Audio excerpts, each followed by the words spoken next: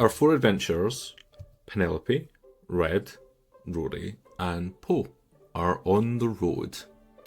It has been a couple of hours since you've left home, 1 or 2 hours, as you've been making your way down the track, as you head towards your first step of the journey, which you were told would be the Concrete Valley. What would you all be doing out here on the roads? Who would be leading, perhaps? I think I'd be leading. Just out of sheer excitement to be back on the road. And it occasionally forgets that I was with others. Stop and I have to wait for them to catch up as I've run on ahead.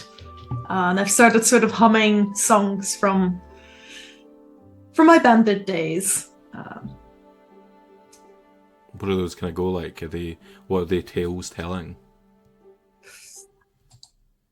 It's not words, just humming the notes. Okay. But We've got Penelope up front. What about the rest of the group? Poe is probably completely the opposite. First of all, doesn't like to have his back to people, so would probably, be at the back of the group. Also, that enables him to kind of keep an eye on stuff, particularly keeping an eye on one rooster in the party. So trying not to look like I'm casing the joint, but I am casing the joint to see whether there are any habits or opportunities or tendencies that might allow me an opportunity to take back what I believe is rightfully mine, the very shiny fish scale that fell off a certain member of society back in the village and was picked up by Red. And Poe, can I ask, how do you think you'd be feeling when you were packing up your stuff and getting ready to leave? You had a moment as you were patting the ground down where you kind of saw what seemed like a memory of you as a younger kid and some people like you. Yeah, that was quite affecting at the time, because Poe hasn't really either consciously or subconsciously thought about his early days in a long time. He's been focused on the present. He's been focused on, surviving. He's been focused on things that kind of catch his attention and his fancy. So to have that come kind of unbidden to his mind was it probably not entirely unpleasant, but also not entirely pleasant. So I think he's probably a little more internally unsteady or unsettled than he normally would be, because life isn't as simple anymore. Okay. Does that kind of manifest itself in any way outwardly, or is it more just up here? Probably not a huge amount, because he never seemed very kind of outwardly confident or outwardly like assertive or put together. So the others probably wouldn't notice a huge external change, but it's under the surface. And you're keeping an eye on a rooster up ahead. Red, how are you feeling after abandoning your wife back home? Great. No. Red is just a little perturbed by, he's feeling a little bit unsettled, especially because this shiny thing that he has no idea the importance of is kind of giving him a little bit of almost like it feels like agitation, because it's giving him a pep in his step, but he's also hesitant to go forward. So I think he's probably speed walking, kind of keeping both feet as close to the ground as possible, but walking really fast, thinking right, what do I need to remember from my days on the road? Always be prepared, never be unprepared, kill him with a smile. Yeah, okay, we've got this. Gonna bring as he power walks. Chicken. As he power walks, I'm imagining his tail going Yeah, there's a lot of that happening, definitely. Yeah. have we ever decided on what kind of like trousers or similar Red wears? Because I'm imagining it as like those kind of power walking shorts. No, that you get. He can totally be wearing those. Maybe they're little like power walking shorts. I was picturing those like bloomer type, like troubadour trousers. Yes, but the bloomers short that are the ones length as well. of Yeah. shorts. But maybe, Mhm. they're just like Yeah. short versions of those. There's a lot Like of bubble drumstick on skirts, shelves. but one for each leg. Yeah. Do you like chicken thigh?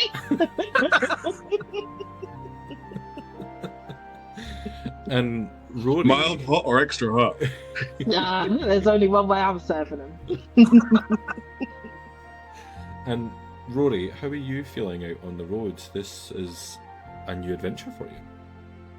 I think probably it doesn't even take that far out of town to be like, this is the furthest I've ever been. And it's just like, it's almost, when you sort of like see a kid who you're sort of like taking on a walk, it's like, oh, what's this thing? Oh, what's this thing? Kind of just like slightly sort of frenetic sort of excitement at things that the rest of you are probably just like, what are you even looking at? Just like that still sort of just riding that high at the minute.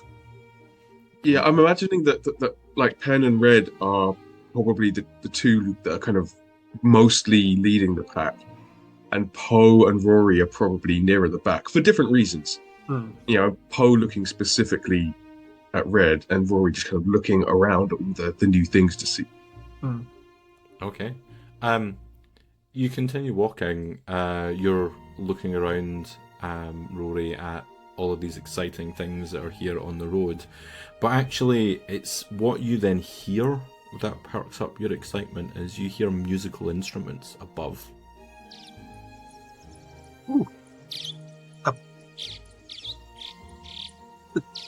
There's music coming from above us? And as you all tune in, you will hear like these excited calls, and then like the strum of a lute to the bang of a drum, and shapes moving across the sky and flying around. How high up are they? They're higher than the tree line, so it's fairly high at this moment. Cool. Can I identify what sort of like being they are? Yeah, if you want to make me, because they are quite far away, if you want to make me a perception roll, anyone else is welcome to do the same. And Rory, if you were to do it, you could do it with advantage. Okay. 15 from Poe. 14 here. Okay. With a 15, Poe, you will be able to tell that these are Luma, so bird folk, but these are swallows, barn swallows. And they are singing and playing instruments. Wait. Is this who I think it is? Is this the Rusts? The Rust, who's that? Oh, they're great. They're this family I'm friends with. They're a family of they're all bards, and they come here during the summer, and then they just tell me loads of stories. It's like really great. They like travel so far and then come back here every year. Oh, I've heard these calls before. Every year, right? Every year. Well, I'm not up to date with the new music, but that sounds great. Well, information's always useful. Should we give them a shout? I just think I'm just sort of like waving at this. Okay, anyone else doing anything as Rory waves? Penelope, what are you doing? I think I finally realized that everyone else has stopped walking. So I'm heading back to see what's going on. Yeah. I'd probably back away from the waving Rory, not wanting to be I'm not gonna. at the center of attention. I'm gonna stay like sort of off to the side, kind of like in the brush, in the trees. Okay. So I can't get ambushed. So over there. Red is gonna go and then just start jumping about 15 feet in the air, trying to wave at them using my glide ability. And then Okay. if that doesn't get their attention, he's gonna like toot his little horn, like little funky tune. You launch yourself 15 feet into the air, crowing as Rory waves out his little arms. And, excuse me, as you do that, you just watch as these blue feathered beings start to swoop down, and one by one will land in a line next to Rory. 5 little swallows, and will look directly at Rory in the eyes, like, is that Mr. Douglas? Rory. Like just sort of like going for a hug with all of them. Oh, it's lovely to see you. You know Peter, you know Paul, you know Prim. I'm Patrick, and that's Gordon.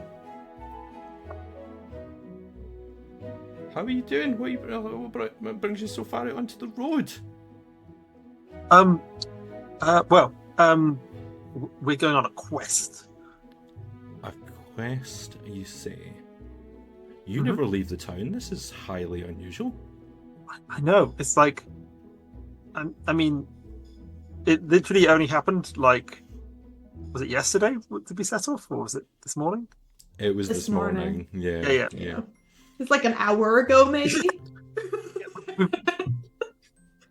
Wow. Yeah. That must be incredibly important if you've like dropped everything, shut up the tailor shop, and just left town. What's going on? So the circle of Blaeberries have gone missing? And one by one, they all go, no. And at the end, you just hear Gordon going, it was going to happen sometime. Why'd you say that? Oh, bad things happening, bad omens on the air. And What kind of bad omens? Patrick at the front would be like, Gordon, seriously, this is why we're struggling to book. When all you do is just say how shit everything is. No one wants that. And well, it's true. Omens on the air, we flew through all that smoke. And you see Smoke. like them all kind of nod. Yeah, we'd usually have been landing on the outskirts of Achray, but we had to take an eastern detour and come in from the north, which is why we're here. Smoke was filling the forests, and young Prim doesn't like flying through that thick cloud. I don't mean to alarm you all, but there was a saying when I was on the road, where there's smoke, there's trouble. And probably fire as well. That's the version I've heard on the road. Paul, can you make me a perception check? Oh. Am I looking? I'm looking for something small or something non-small? Something small. What? Straight with advantage. It's 11. Okay, even with an 11, you can see that which one of them is it. Paul is carrying a very shiny rock. Carrying it where? Like hanging from his waistband. Oh,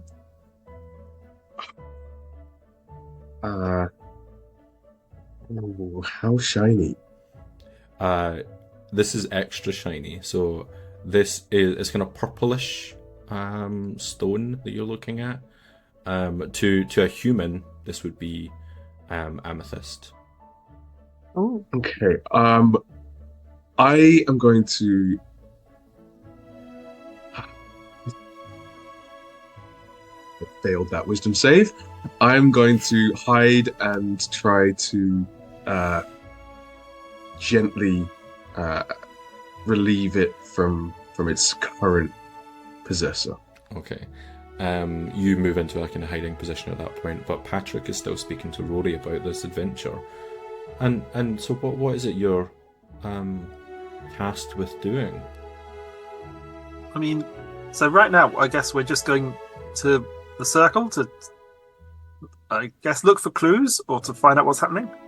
All right. And so you're crossing the valley, is that correct? Yeah.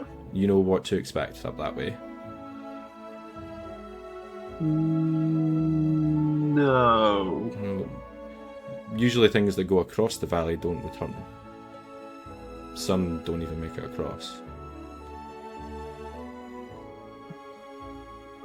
Do you know Yeah. why? Was that a DM question before? DM question. Mhm. Would this be the same way that Penn would have arrived in town?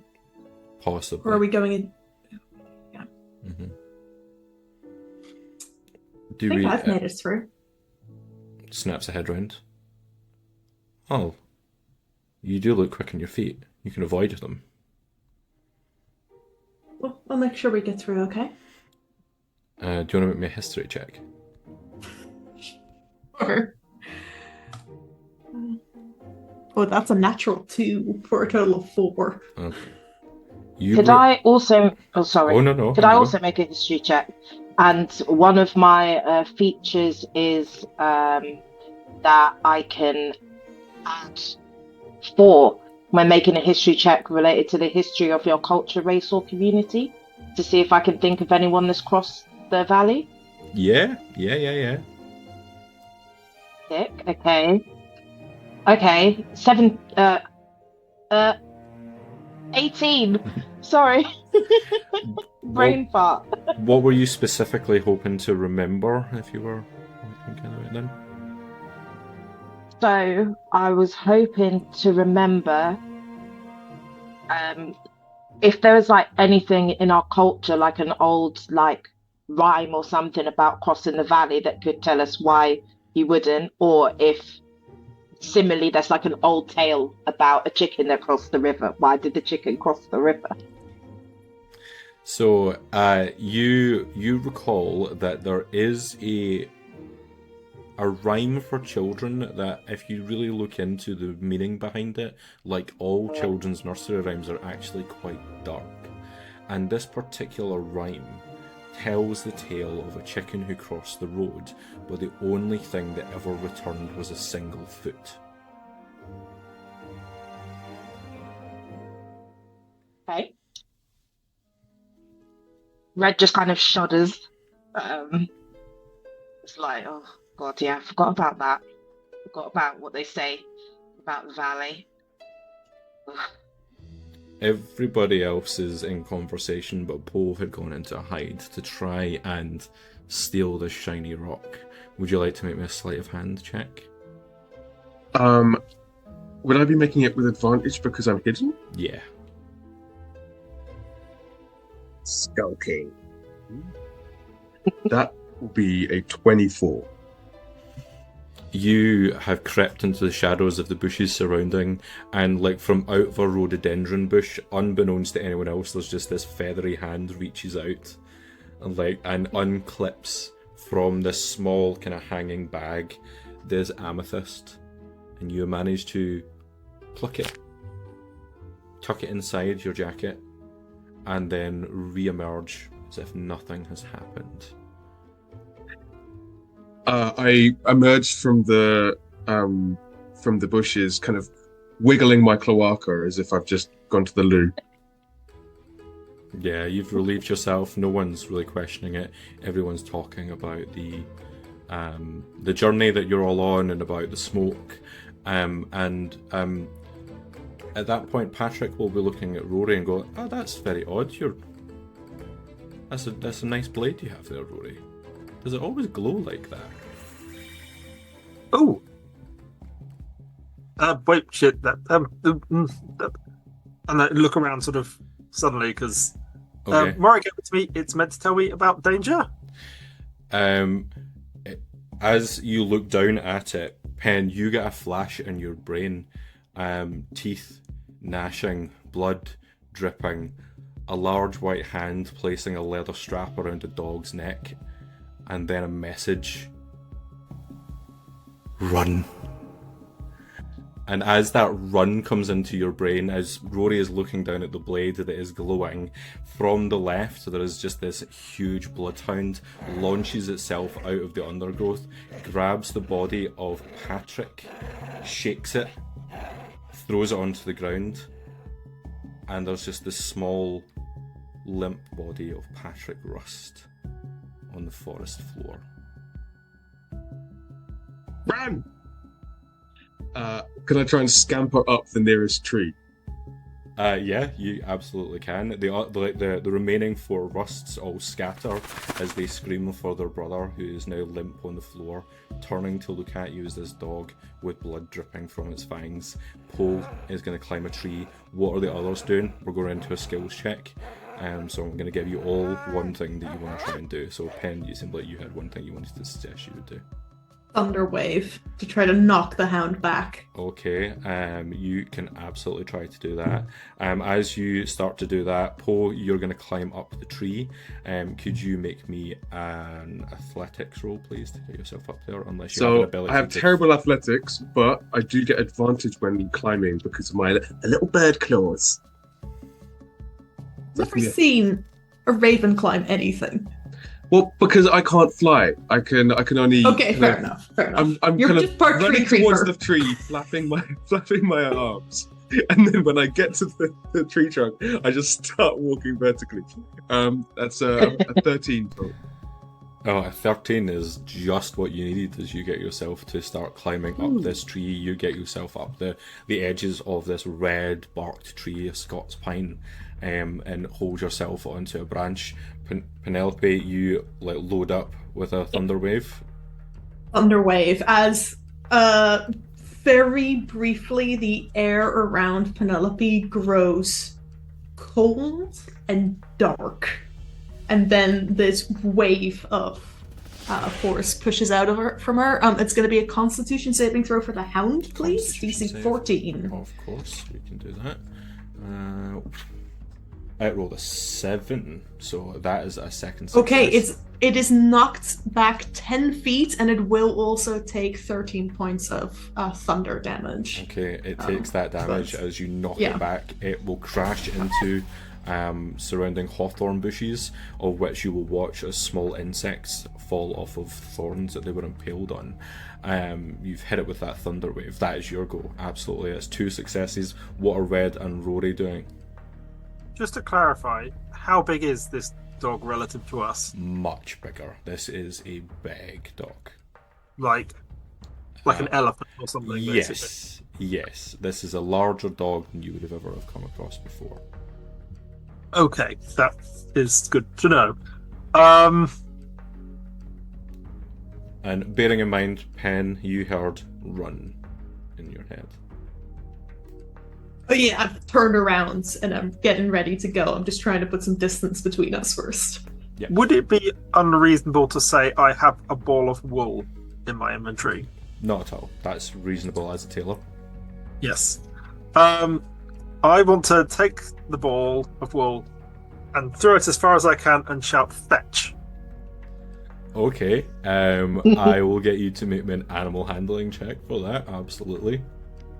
I was like, that's a good point. I was like, I have no proficiency in that whatsoever. No. This is the first time you've played fetch with a giant dog?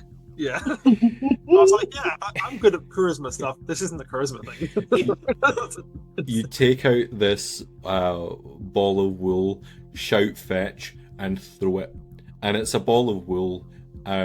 The wind just kind of blows it directly back at you. It hits you in the chest, hits the ground, and the dog starts to move towards it. You said fetch, so unfortunately, not a success. Red, what are you doing?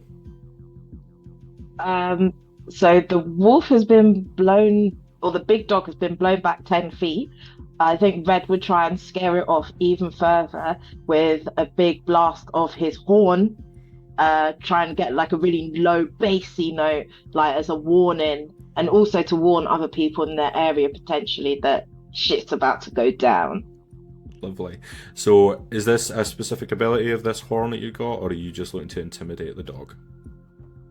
Oh, I was more thinking of performance, but I guess it is intimidation, isn't it?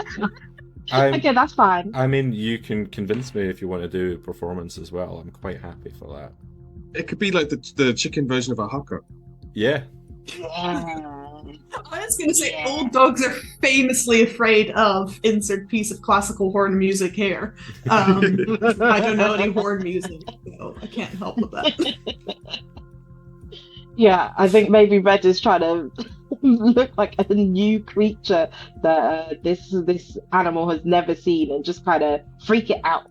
That's the real performance. Okay. Method acting. Go for it. Roll your performance check.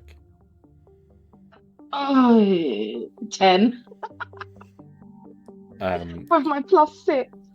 You take your horn, and it's like your mouth is dry, so you go to like try and play it, and you just kind of like fizzle out as you can't get quite a grip on the end of the horn, and it just does not much of a sound. The dog like looks directly at you after looking at the ball of wool. That's 2 failures, 2 successes. This dog is still coming at you. Pose in the tree. Pen's getting ready to run. Are you gonna run or are you gonna stay? Am I allowed to run as well? You can run. You've got movement. You Can I jump up 15 foot in the air and try and land on a branch? Yeah, you can. I'd like to do that, please. It's just a jump. You can do that. There's no issue with it. So it's just Pen and Rory on the ground now. Please. I have been told to run. Now, Sam, as a bandit defector, I am intimately familiar with the escape paths used by bandits. Would that aid me here? I'll give you advantage on whatever you want to do next. Okay. I would like to make a survival check to find the best route to get me and Rory as far away from this creature as possible, preferably in a direction or like through a gorge or up a cliff or somewhere where it can't follow us. Okay, no worries. Yeah. As I will yell at Rory to run. That's another natural too, so thank fuck for this advantage. That is a 13. 13 makes it. That's more than what you need for this. Like, you are able to like see the warm paths that are usually left by badgers moving through, and they walk the same path back and forth, and you're able to find the exact way that you would need to go. And knowing where you have come from before, your best course of action is to head to that valley. Is Rory following?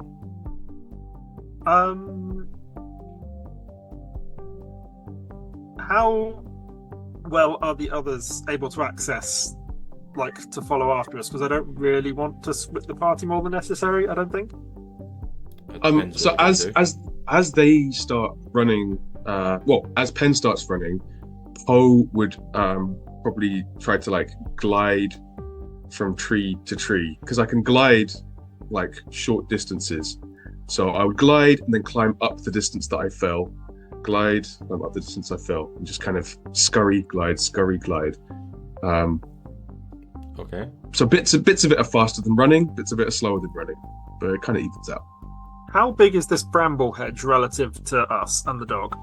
Like the hawthorns, it was very, very large as well. It's like around the same size as the dog. Okay. Would I be, and like, is it like thick enough that we could say perch on it? No, you're probably going to hurt yourself if you try and perch into it. Okay. In that case, I will follow Pen. Okay. You're going to follow. Poe's going to glide and scurry. What is Red going to do?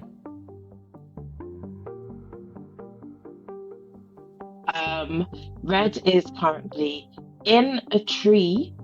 Can I try to distract the dog to try to come after me, an unattainable target, by so I have a sling.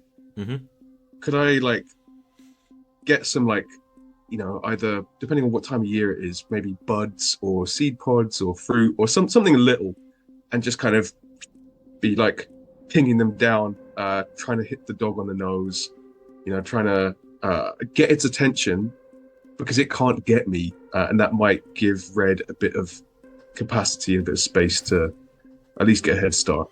Okay, That's grand. So what I'm going to say is, Pen, you made a second check, so you're all good. Rory, can you make me an athletics check as you're running behind? And Poe, can you make an attack roll to try and hit? Can I use my insightful fighting against this dog? What does that do? So I make an insight check against the target's deception check.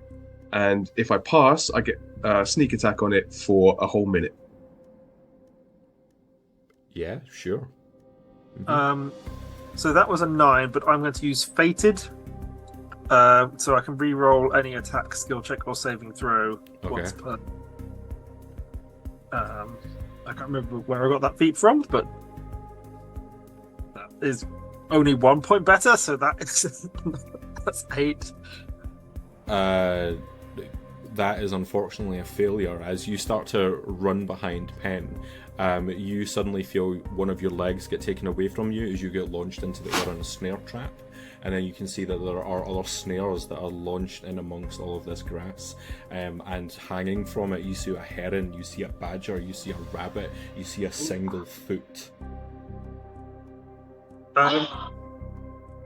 Well, it's a good thing I have my fabric shears, so I'm going to start trying to... We can say that you try to juggle out those fabric shears as Poe has made that attack. So my insight was 23. Okay. And my attack was 21. Yeah, both of those are going to succeed, so you're going to do sneak attack damage against this dog. Yeah. That's going to be 8... 11 points of damage. You take your sling, you take an acorn off of a tree, whip it round, fly it straight, it hits directly between the eyes of this dog, which then snaps its gaze to look at you, running past the hitched up Rory on a snare. Pen, you're following. I don't like being ahead. center of attention, but it feels necessary. You are now. Pen, up ahead, you can see this large grey expanse coming into view as Red is further behind. What's Red doing? You're up a tree. I'm up a tree. Am I at the top of the tree? No, you're kind of like the second layer of branches out from the trunk, so you're not too high. You could jump back down. You only jumped 15 feet up. I was thinking about trying to go further up. You're going to climb up the tree? Yeah, of course. Can I propel myself again with my wing flap so I can go up 15 feet again? Mm-hmm. You get even further up the tree. Are you going to try and glide or something? Is that the plan? Yeah, what can I see? Using Pythagoras' theorem, or as the crow flies, one might say, where could I get to from this position? Yeah. You get to the top of the tree, and then it's as though you go into your own mind palace as lines are drawn out in front of you, and you can see triangles. Always trust in the shape of triangles, for they are very important. And you can see ahead of you, Pen getting very close towards a huge expanse of grey concrete, and you can see on this concrete the remains of creatures that are littering the roadkill, if you will. And on the other side of it, the embankment starts to slope upwards. Occasionally you see very fast flashes of movement on the grey, but you can't quite make out what it is. If you look to your left, towards where the mist is, you can see the water spreading out across the loch. And then if you look southeast, you see smoke. Okay.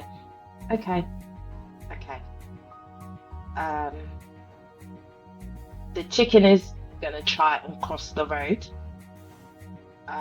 But while crossing, he's about to get quite weird with it, I believe. Okay. So me jumping up is a bonus action. Mm-hmm. Me gliding is a reaction while falling. So I can jump up, and if Pythagoras allows it, begin my glide, during which I can choose my direction of movement. I'm going to try and go across the road. As I begin, I'm falling 60 feet per turn, but I'm, going towards the road. while I'm in mid-air, I would like to use my action to unholster a wand of magic missile from my belt and aim it at the wolf and cast magic missile at, let's go 2nd level. Bad dog. Yeah, and target all the charges at the wolf.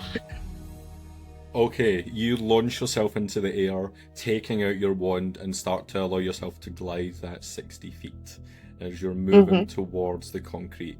You soar over the top of this like hanging Rory who's got his shears out and is starting to cut through. You fall to the ground with a thump as you get through the snare, dust yourself off, and you can follow. The dog is in front of you, but that is where your friends are. You see this large rooster float across the top of your head. As Pen, you are getting closer to the road, and you're at the edge of it now.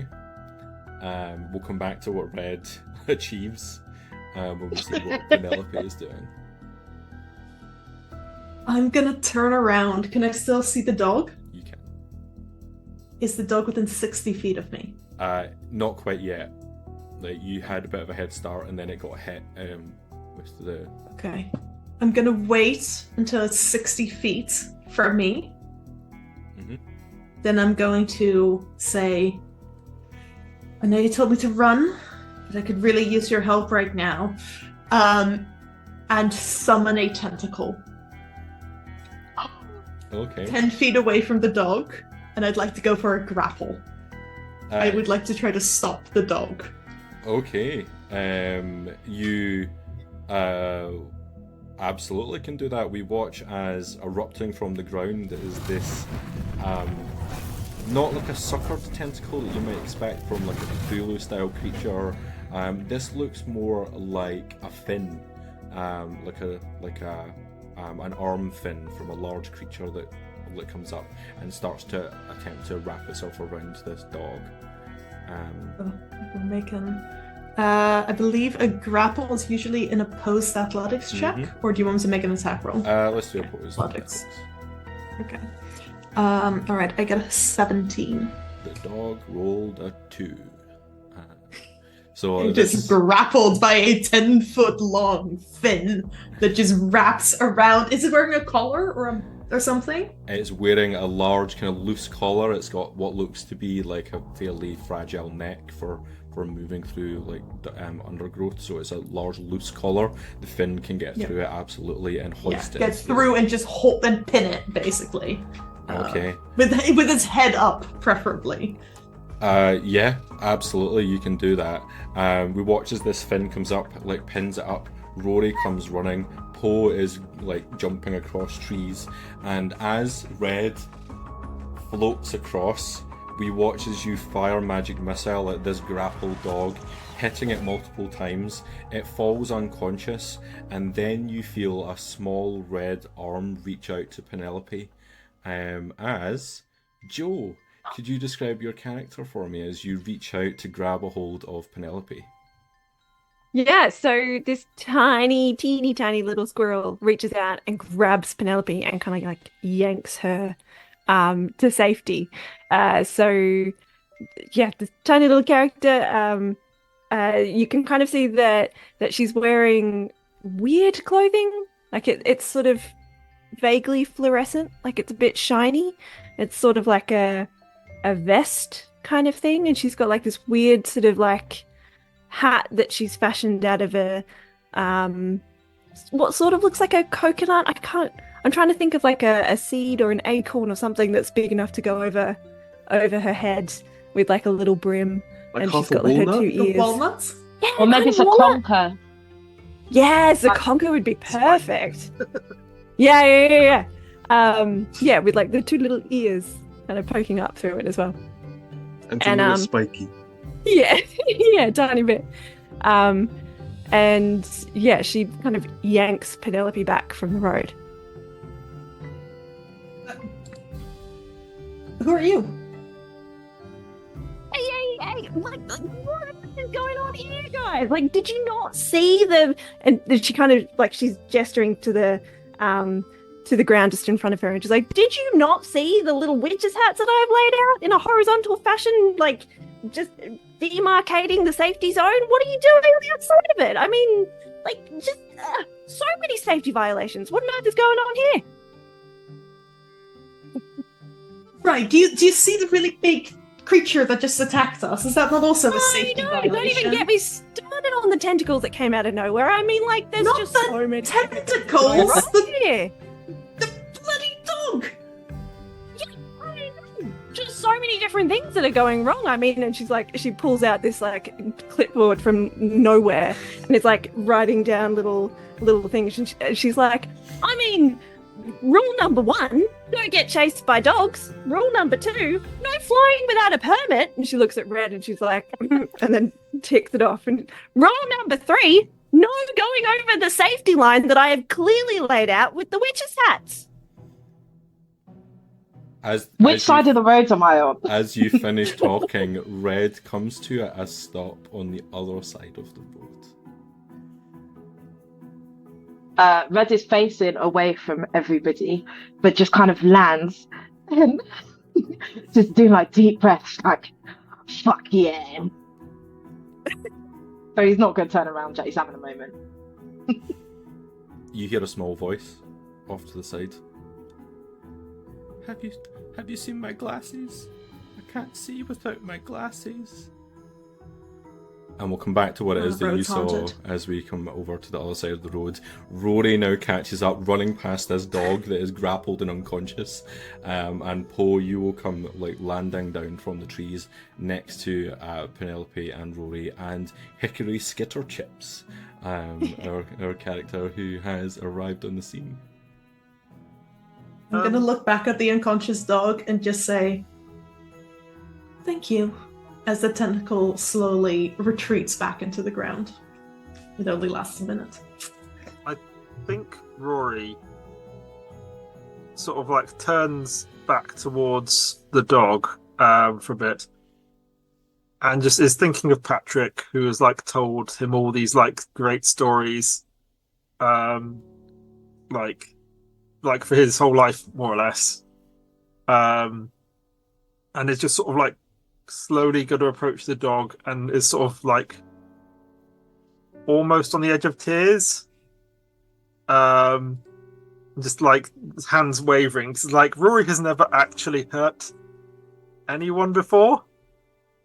And then it's just going to find a spot in the neck and then just freeze for a moment and then just thrust the sword in.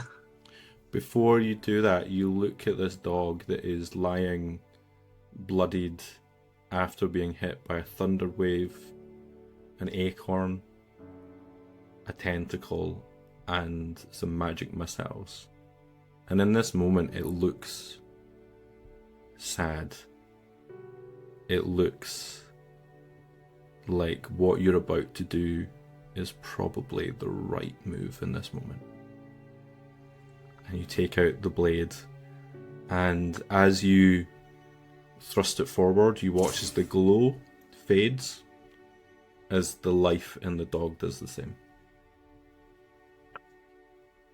And then I sort of like just drop down into sitting and drop the sword on the ground and just sort of stare at it. Oh, that's a slippery slope. Poe, can you deal with this person? I'm gonna go check on Rory. Oh, I thought you wanted to deal with the body. We can talk about that later. No, I'm capable of that, but thank you. I'll go over to go comfort Rory. She's good at this sort of thing. So, where'd you get that jacket? Sorry, I don't mean to be forward. Name's Poe. Where did you get that very shiny jacket? Are we not gonna talk about what just is your friend? And then like she looks down at her clipboard and like scribbles something. Oh, furiously. Honestly, I think that was quite a big moment for him.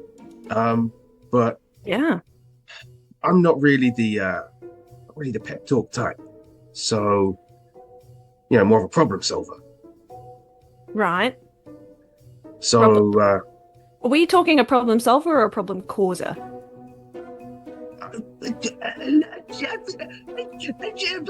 Allegedly. You'd have to prove it. Yeah, right, mate. But Got my eye on you.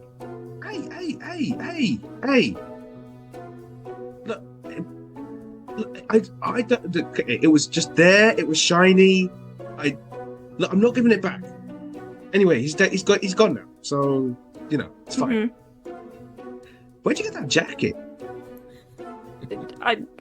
This is my uniform, mate. Wait. What do you mean? It's a uniform? You mean I can sign up for something and get a shiny jacket? Yeah, after a little bit of training, sure. I'm Hickory, by the way. Hickory Skinner Chips. Good to meet you. Yeah, Ock Health and Safety Chief of the Woodland Tinkering Society. How you doing? Was a little bit stressed out, but actually now things seem to be kind of resolved in a slightly macabre way. I think it might be Rory's first experience with death. Right. As safety supervisor, I'm sure you've seen your fair share of innards. Yeah, I'm beginning to think you guys are I'm beginning to think you guys It's all have right. We all get hit in the head a lot in this woods. I'm beginning to think you guys are a bunch of glass. No, I'm a hooded crow. Oh. But who died and made you safety officer of these woods? Where does that authority come from? I mean, I told you. I'm part of the Woodland Tinkering Society. From the other side of the road. The what? The other side of the road? This big grey thing? You know, that you all nearly crossed unsupervised and ended up as pancakes? I mean, Red seems fine. Hey, Red! Red, you had heard a small voice say, "Have you seen my glasses? I can't see without my glasses." And looking to your left, you see a large rock face that is splattered with blood. The voice isn't obvious, but you can hear it came from this sort of direction. Ooh. Road is I'd like- definitely haunted. Rock haunted. Search the rock, please, to see if I can find the source of the voice.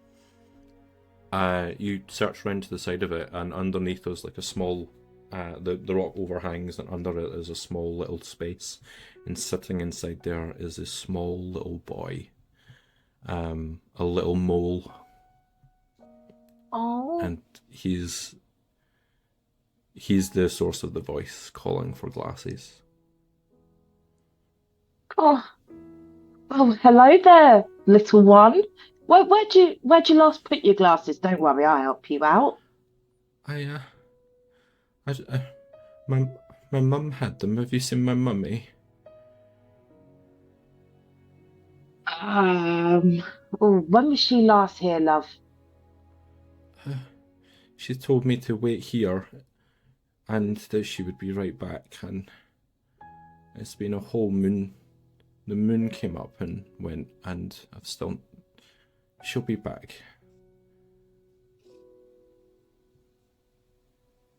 Red pauses for a moment and thinks about his own children being in this situation if anything goes wrong, and just loses like all of the excitement he had about like flying down from a tree and shooting his magic gun in the air. It says to the little mole boy, "How big is this mole compared to Red?" Oh, very, very small. Like smaller than your kids. Okay. Red says, "No worries, buddy. We'll help you out. How about you stick with me? I've got some great friends, and I'm sure we'll be able to help you find something to see better. How does that sound?" Yeah, if we found my glasses, we'll find my mum, and everything will be okay. Can I hold your hand? You know what? You can come up and sit in my wing.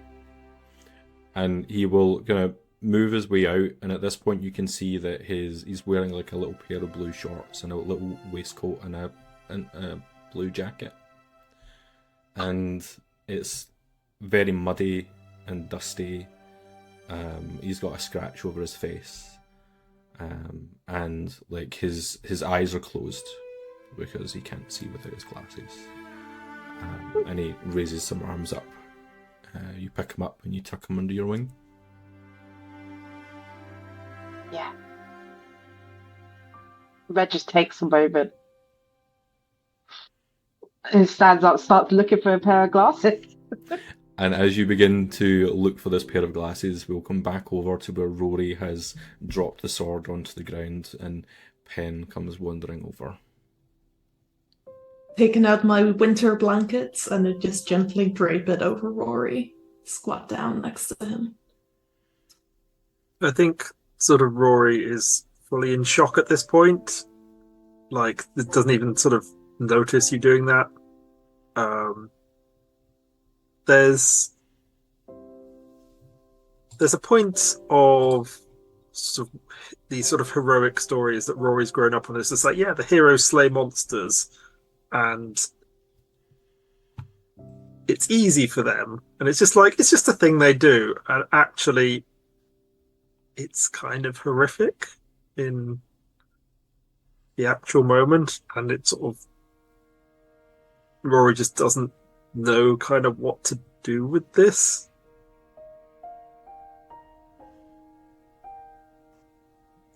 I'm sorry about your friend. He seemed nice.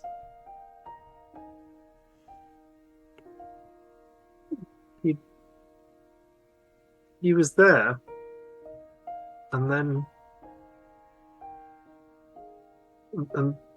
he was gone. And the other dog's gone too. And yeah, should I have done that?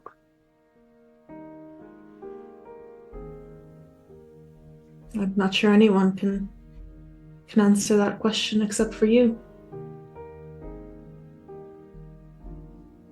If it helps at all. Death is quite nice. A flash in your mind. Deep water. It's peaceful.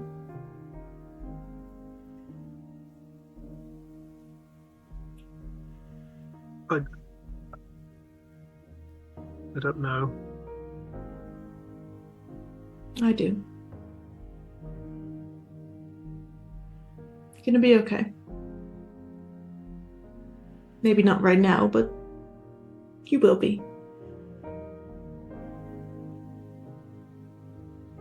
I think just Rory just stares just at the sort of slowly pooling blood. Penelope, can you make me a perception check? Or natural 1. Yeah, nothing. And we come back to Hickory and Poe, who are having, I assume, a conversation about health and safety still. So what's like a the whiplash. biggest puddle of guts you've ever seen? Why on earth is that everyone's first question for me, honestly? Just, I mean, if everyone asks it, you must have an answer. I mean, I really... What? And what are those things that keep going past? Those things? They're the ghosts, mate. You don't want to get anywhere near them. Yeah, they sound and look terrifying. But what Yeah, they'll are take they? you right away. Are those... Are they, like, natural? Are they supernatural? Are they supra... like, meta-natural? Are they paranatural? No one knows. Hey, look, have you ever seen a sycamore tree around here? Have I seen a sycamore tree around here? Not today. I don't normally come by this way, and I haven't seen one today. Why? Well, and she like points a thumb over her shoulder, and she's like, "Well, I needed to fix that." And you look, and there's like the smoking ruins of what looks like an acorn. Like it's got a base that's like shaped like an acorn, and then it's got like a massive sycamore tree nut seed, not a nut, like sticking out the top. It looks like it's made of natural things, but it doesn't look natural, if that makes any sense. Like it's very clearly been put together. It's a machine of some kind, and it's kind of smoking, and it doesn't look in tip-top shape. Like one side of the sycamore seed is snapped off, and it's kind of like waving a little bit in the breeze. What happened there? Well, I'm not entirely sure, but I think something happened with that fire. You see, I was coming down from over that side, and she's pointing across the road to where Red is. I was coming around from over that side, and some of the air currents from over at the fire that's just sprung up out of nowhere, apparently. Yet another flagrant, just ignoring of the rules. It's ridiculous. But it just came out of nowhere, and some of the air currents just, like, picked up my machine and, like, shook it around, and I somehow ended up on this side, which is really not where I wanted to be at all. Well, welcome to the only real side of the tracks. But no, we heard about that fire. Did you see anything like at the base of it? Nah, nothing. Well, like it or not, we are currently on. Rory calls it a quest. We're on a job. You got your quester's permit? Forget I said anything. Yeah, but if you're on a quest, We've got some paperwork somewhere. I think Penn was taking care of it. Yeah, I've got the paperwork. Admin's not really my thing. I got that impression. Thank you. You're welcome. Penn. Upon hearing my name, Ben. I'm gonna just coax Rory up off the ground, pick up a sword, wipe it off on my own dress, and then stick it back in the scabbard and just take him along with me. Introduce him to Hickory. As Penn comes towards us, I'm like, tag, my turn. And I'm gonna tag out, and I'm gonna go start. I'm going to be investigating the dead dog, and I'm going to be having a look at these other animals in snares, seeing if any of them are alive, if any of them have pockets, something like that. Okay. Yeah. You go to have a little look at that, and we'll come back to Poe. Penn, are you going to come up and show the permit? I'm gonna come up. I'm gonna just, if Rory wants to sit back down, I'll let Rory sit back down. Right, Hickory, was it? Yeah, nice to meet you. Nice to meet you, I'm Penelope. You seem to know a lot about, everything that's going on around here, all the things you need permits for. Do you know who put up those snares? Did they have permits? Well, listen, I got no idea. My jurisdiction's on the other side of the road. Oh, we're not in your jurisdiction right now? Nah, not at all. No, like I said, So then why are you trying to tell us what to do? Well, I mean, you've got to have some sort of organisation in this society, right? But we're Keep outside everyone of your safe. jurisdiction. Well, you've got to keep everyone safe. You guys are waving around sharp, pointy sticks all over the shop. Okay, but we're on our side of the road, so this is our jurisdiction, not yours. Fair enough. Okay, just making sure we've got that ironed out. Once we're Cool. on your side of the road, we'll follow your rules, but don't need to be showing you any permits, or you can't be going around telling us off for the way we do things here. That's not really polite, is it? She's like narrowing her eyes suspiciously at you. And then she writes something down in her clipboard. And then it flips the cover on it, and then puts it away back into her satchel. So, you seen any sycamore trees around here? Have I seen any sycamore trees around? Not today. No, I haven't.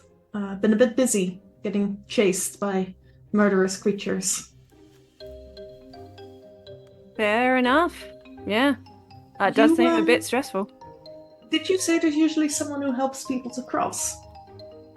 Yeah. I don't know what's happened to them though. They're normally hanging around about here. Well, there wasn't anyone last time I crossed either. Well, I mean, if you want to help me, I can probably get you across. No worries. We should wait for Poe, but yeah, we should that then makes sense. probably go and join Red over there. Yeah.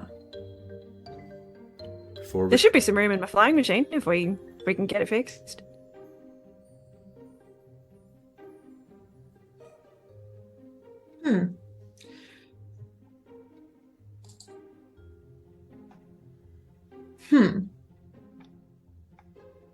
What part of the sycamore do you need? Just a seed. Oh, like this one. I'm gonna minor illusion one and pretend I pulled one out of my pocket. Can I roll a perception check? you can, yeah. Or The insight, DC if you'd to the DC, it's an investigation check to got determine that it insight. is real. Investigation. Yeah, DC 14. All right, let's give this a go. That's a 17. Yeah, you know it's fake. Mate. What on earth is that you're trying to pull? Fast one. Clearly not fast enough. Yeah, absolutely. I mean, you were just talking about rules. That's not going to keep us safe. You don't know what the rules are here, do you? No, but I can tell you for certain that a fake sycamore seed is not actually going to do any lifting, is it? Maybe not. Didn't need a flying machine to get over last time either. As you say that, there's just like a huge whoosh of air as like something heavy and fast moves across the road.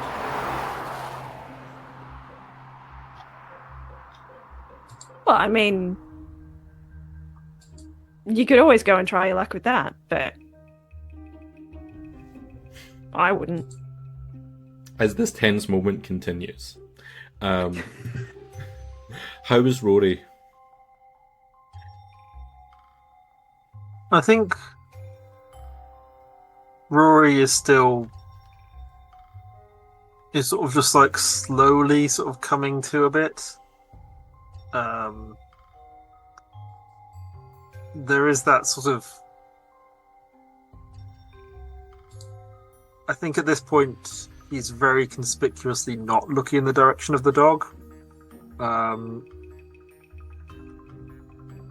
But has sort of been sort of like vaguely starting to tune into the conversation. Has Rory got any ideas about sycamore seeds? Again, you wouldn't have seen any today. Like it's something you've come across before. Like you enjoy watching them as they fall from trees and do that kind of helicopter dance through the air. Is there any kind of sort of check I could make to infer where best to look for one? Yeah, of course you could. Yeah, I would make a nature check there. I would think probably so, unless... yeah, let's go for that. 12. Yeah, 12 would be enough. You're heading towards the water. Go closer towards the shoreline and you'll find the sycamore. There's just sort of like, they're sort of spaced out, sort of not making eye contact with you. It's just like, probably find sycamores down towards the water. Alright, I'll come with you. Hey, Red! You gonna be okay over there? Yeah, has anyone seen some glasses? Like really, really small? They've got red frames. They've got red frames. Oh, me too. Do you see any glasses anywhere? Not on this side of the road where you are. Alright, I'll tag along with Rory and head towards the water. Is You, I was gonna say, is Hickory coming with- following or? Oh, yeah. She's left like a ring of very visible hazard markers around the acorn flying machine, just in case. Would you say it's left out hazard cones? As you all go to do that, and Poe is going to go and have a look at any of these other snares. Red, you have got this small little boy under your wing, and you're starting to look around for some glasses. We really need to find them. I can't see a thing. Yeah, that must be very troubling. Gosh. And then Red's just kind of like rocking him, maybe like singing a little lullaby to try and get him to sleep. He's so small and he's like panicking and just knows that glasses aren't here and his mum's not here either. So you just need to like put a pause on everything until probably everyone else crosses the road and we can figure out what to do. Okay, you hear from him again. Have you got anything to eat? I'm very hungry. Oh, yeah, of course I've got a little bit to eat. And Red reaches into his pocket and pulls out some oats. It says, how are these for you, buddy? You like this? Do you have any worms or? Any worms? What's the ground like on this side of the road? Damp and moist. Damp and moist. Okay, then I would like to start searching for worms. Okay, you can Do make my me. logic dance. You do a seagull type dance. You feel a little like no one's watching. The kid can't see what you're doing, but you feel a little bit like you're embarrassing yourself as you pretend to be a seagull. You're a chicken. You're not a seagull, and you stamp. And Pen, Rory, and Hickory see this happen. If you would be looking that way, you're welcome to make a perception check. Perception. 11. Oh, I got a 3. Is Rory looking? Rory seems like it's not part I of this. don't think so at this point. Okay. No one sees that Red is over there stamping his feet. After a little while though, like coming towards the surface, you see some earthworms. You can gather them up and the little boy will happily take them. Yeah. I feel better now. Any luck? Can you see them? Mate, I think we might have to get you some new glasses when we get somewhere a bit calmer. How does that sound? Would you like some new glasses? My mum made those ones. Okay. Okay. Did she? Oh, okay. I'm guessing you don't have any spares at home, do you? Where is your home? I live just at the bottom of a big mountain. Does that ring any bells? Can I see any mountains? This would be when you say a big mountain, there's lots of hills around, but you would expect that this is the Novitian Mountain, which is where the Devil's Staircase starts to head on up. How far away is that? It's not close from here. Okay. Okay. And I think at this point, Red, oh my God, what the hell am I gonna do? Red's heart is just like breaking, and he's realizing that like there's no way out of this situation. Like the glasses are definitely gone, the mum is definitely gone, and they're both irreplaceable. Someone's gonna have to tell the boy eventually. Okay, no. Sorry, I'm just thinking, is it ethical to cast calm emotions before you tell a child? Oh, God. So, don't freak out, yeah? But As you're Cast it on yourself. It only lasts for 10 minutes, Yeah. so then you'll get the freak out afterwards.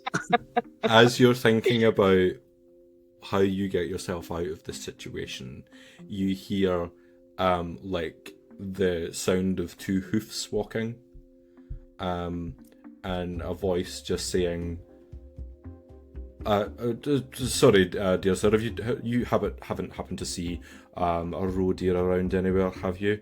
And you'll turn around and see a stag standing,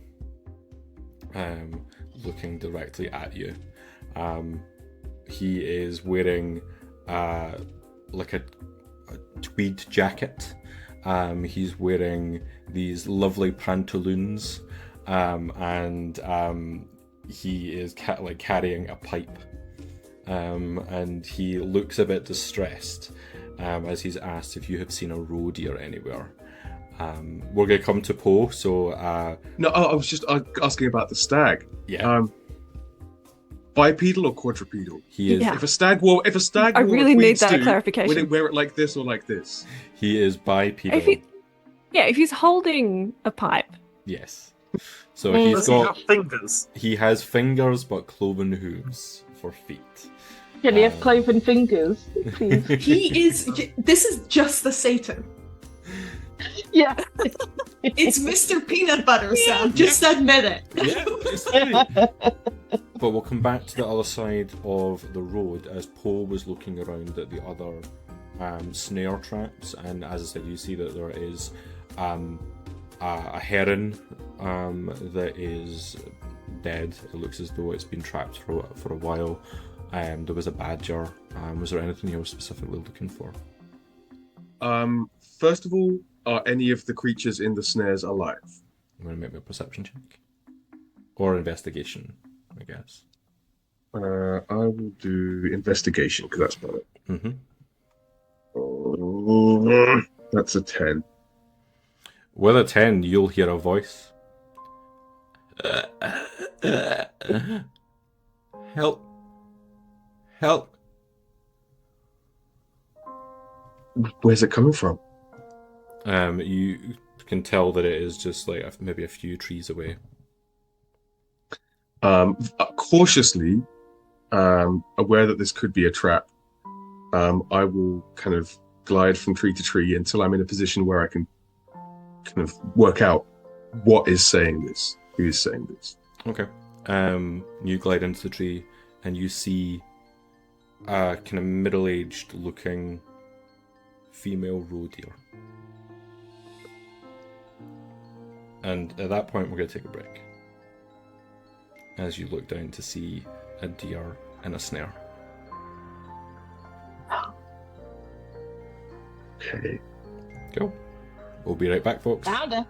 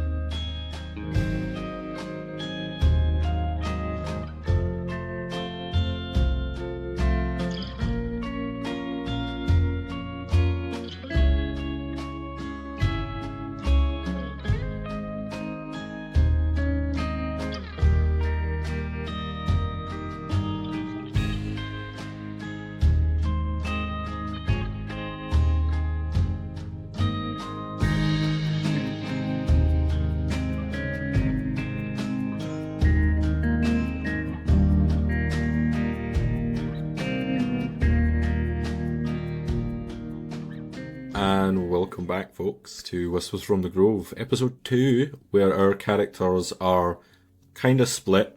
One of them has crossed the road, and the rest of them are on the other side. And so Red, our bard, is with a small little boy, a small little mole, who has lost his glasses and lost his mum, and had just been approached by a stag asking if anyone has seen a roe deer, which Poe, you'd climbed it up a tree and saw, after hearing a voice ask, "Help me," a roe deer in a snare. What do you do? I will I'll glide closer, tree to tree to tree to tree, until I'm as close as I can get to this deer, in its vision. So, don't worry. Help. I guess I'm help. Help is here. You're not with them, are you? Who's them? How did you get into this? Who put you here? I got my leg, and you'll look down and see that there's this wire that is incredibly tightly wrapped around the back leg of this deer. I can't get out. The giants. Oh. Giants. Fuck. Oh, we just got chased by a monster. Might be connected with that. It's not safe around here anymore. There's been hearing about fires, giants, ghosts, all sorts. If I try and get you out of this, you gonna be okay landing? How high are they off the ground? They're not hugely high. It would just be like a few feet fall, so they're not going to take a lot of damage. But they'll, yeah. Can I try and disentangle this wire from their leg? Mm-hmm. If you want to make me just a straight dexterity roll for me. Okay. I say this is going to hurt a little bit. And I'm gonna glide over and perch on their leg. Oh, they scream. I told you it was gonna hurt. And I'm gonna try and pick at this little thing. Sleight of hand, you say? 19. Or just a straight dex roll as well. Oh, straight dex will be 15. Yeah, 15 is going to be enough. You're able to loosen the where the snare is attached to the leg, and as you do, you hear as parts of skin is pulled away as you detach, and this deer will fall to the ground with a thump, another little scream. Sorry, told you it would hurt. As I glide back to the tree. I'm not going to harm you. Why can you help me up? I take a quick glance around to make sure it's not some kind of trap, and then I'll make my way down. Nothing happens. It is quiet. She seems genuine. You from round here? My husband and I were traveling away from the mountain. There are strange people there with weapons that I've never seen before. Beastly hounds that tear and kill, and we just had to get out. We lost our fawn, and I'm so sorry. Do you want to kick one of those beastly hounds? Would it make you feel better? I don't want to go near any of them. And anyway, it's dead. It doesn't make me feel better. Okay, we'll leave that. We'll put a pin in that, metaphorically. I saw what your friend did. They already put a pin in it. Yeah, that's kind of what I meant. All right. So, do you know where your husband is? We were chased, and I ran, and I somehow made it across that horrible valley. There Do you think he there are didn't? creatures there. Dead things. I don't know where he is. Poe is trying not to let his concern outwardly show that everything we seem to hear about the direction we're going seems to tell us that it sucks and it's dangerous and it's horrible and it's deady and it's deathly and it is on fire. So Poe is going to help. I'm going to say, well, some of the others that I'm traveling with might have a better idea of what to do with you. Let's help get you moving. Can you stand? Maybe with some support. All right. Can I lean on you? Yep. Up you get. Ooh, and I have -1 strength, so it's difficult, and I don't like being touched. but I will help this doe up. Are you willingly doing this, or are you fairly unwillingly helping? I think I wouldn't normally do something like this, but seeing the real carnal corporeal danger that we're all in, having been chased by a slathering bloodhound and seen the ghosts of the highway, I think Poe is struck by a newfound instinct to that we might need to stick together to survive stuff, which is again a feeling that he hasn't thought about in a long time. Okay. You help her to her feet, and you manage to keep those feelings to yourself, and head in the direction of where Penelope, Rory, and Hickory have gone. Hickory, how are you feeling at the moment, having come across this ragtag band of creatures, one of whom you haven't actually fully met? Oh, you're muted. Sorry, Joe. Hello. Yep, I can zoom. She's deeply suspicious, I think.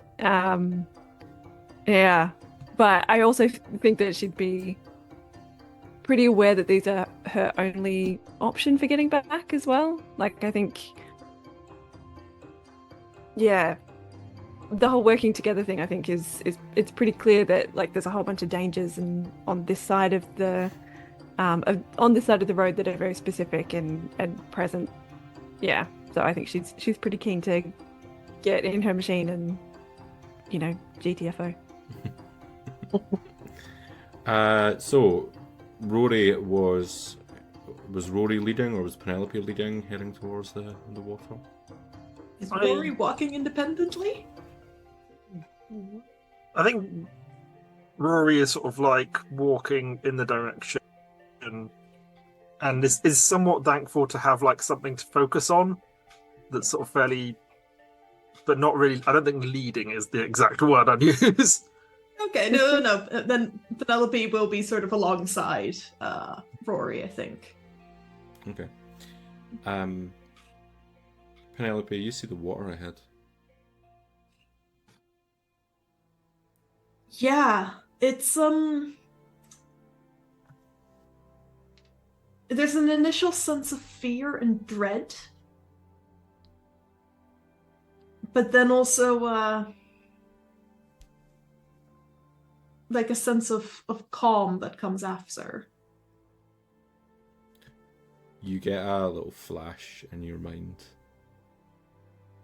and you feel the urge to walk in to the water.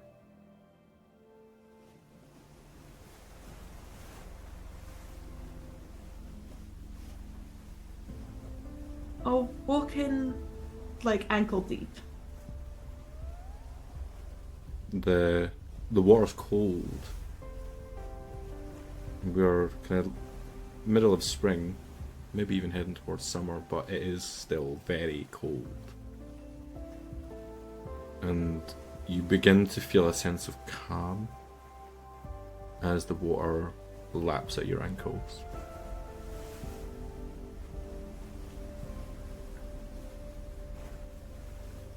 How do you react?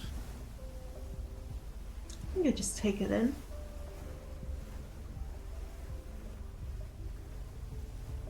There's Doing well so far. another flash, and you see other creatures that you know.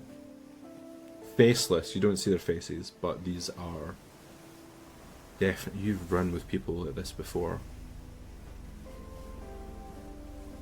They are holding others at knife point. They are running into the night with bountiful bags of gold. Leave someone for dead in an alley one night.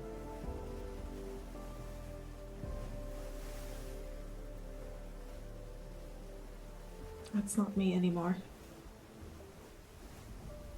I'm not doing that again. Have to be good. Doing well. Doing well. And I'm gonna step out of the water. As you turn, you see. Did you- Oh, sorry. Hickory, on you go. Just gonna ask, did Penelope just say that all out loud? Yep. Mm-hmm. I think Hickory's just gonna kind of like creep up after you've like gone out of the water and like dip her toes in, frown, and then like follow. It's cold. Mm. You don't raise anything about the conversation that you had, or the one-sided conversation you had? Nah, no, I don't think so. I think she's touching that with the barge pole. Okay. So Rory, you were able to tell that towards the direction of the water is where you might find Sycamore. Would anyone like to roll me like a nature check to see what you can find? Yeah, I'll roll one. But I do not find one with a 5. Yeah, you're I still a bit rolled- dazed and confused. But what does Hickory roll? I rolled an 18, 14 plus 4. All right. Nice. You're well attuned to these trees. They're important as part of your creations, and you're able to make out the quite distinctive trunk and bark of these trees, with leaves that are quite high up for a small little squirrel, but probably there's some seeds up there. Right there. There's one. Hey, if I climb up, I mean, I'm a squirrel. I can do that pretty easily and safely. If I climb up and kind of give, knock one down, do you guys reckon you could pick it up for me? Yeah. Well, I've got a way where you don't even need to climb. Oh, really? Well, that would be ideal. Well, heavy enough rainstorm would be able to knock them loose too. And This Hickory is a looks up. scientifically accurate statement. Hickory kind of looks up at the sky. Are there any clouds? No, it's a clear day. And she looks up, and then she looks at Penelope, and you can see under the hard hat very distinctly. She slowly raises an eyebrow. Do squirrels I'm have going eyebrows? to- I don't know. This They one do does. now. This one does. Yeah. She's drawn them on specifically for this purpose. I think most mammals have eyebrows of some Yeah. variety. They're Yeah. just not particularly noticeable. Yeah, no, You it's probably have like prominent. the long ones, like a couple of Yeah. whiskery Yeah. ones. Yeah, if you're a red squirrel, definitely. Yeah. Yeah. Yeah. So I am going to scoop up just a few drops of water from the lake and toss them up into the air and cast Create Water, as 20 gallons of rain erupt above the tree to knock some sycamore seeds down. Okay, absolutely, you can do that. You pick up that water and throw it into the air, and we watch as a deluge falls from the top of the tree onto all of you. And further back, Poe, you're walking with the deer, who is like hopping along, hobbling a little. Like, I'm I'm Daisy, by the way. What's your name? Oh, And as you say Pleasure. Poe, you get like thundered with like water falling from above, and you both sprawl onto the floor at that point. And she screams again, and she's like all legs akimbo. it's all right. It'll be okay. It'll be okay. He's washing out the wound. I put my hood up and I just kind of carry on trudging. And shortly after the water, we watch as hundreds of small little helicopter-like seeds start to fall from this tree. Quite magical to watch. And they land softly onto the soil around your feet. How does Achray react to all of those seeds? Well, I think she's going to wring her tail out first. I just looked up what 20 gallons of water was. It's 90 litres. 91 litres. A lot of water. It's a lot of water all at once. So For I a don't think small she's going to squirrel. be Mhm. super happy about it. You can see her, like, she'll wring out her tail. Like, what, try and shake the water out of off her hands, and then she'll, like, pick out her little notepad, shake it a little bit, and then make another note, glare at Penelope, and then like put it back in. You're very welcome. Not my jurisdiction, not my jurisdiction, not my jurisdiction. And then she like goes to pick up a whole bunch of the little sycamore seeds, and then like holds them up to the light. Nah, not that one. And then she'll go and grab another one. And then she'll go and grab another one, and she kind of like darts around you a little bit, trying to figure out like which one is the best one to take with her. As you're looking over to find the correct seed, the camera zooms across the road to where Red is speaking to a stag. Oh, what am I looking for? A roe deer? No, I don't think I have. You haven't seen a mole by any chance, have you? I believe you're holding a mole. No, and Red kind of like covers his wings at the mole. Like kind of anything coming in, Red assumes it will be like muffled so he can't really hear. I don't know, that's the son. I'm looking for the mother. Oh, single parent? Yeah. It's hard, isn't it? Like I can't imagine how it must be for you raising a small child. No, not me. The mum. Oh, is she done a runner? Same with my wife. No, my wife is great actually, but we're not here to discuss that. No, have you seen which way did you come from? I came from north. North? Big mountain? Yeah. Up north? Yeah, by Novitian. Yeah? Yeah. No moles. Oh, there are moles there. Specific mole. Okay. I haven't seen this little boy before. Yeah, fair enough. What's his name? Are you going back?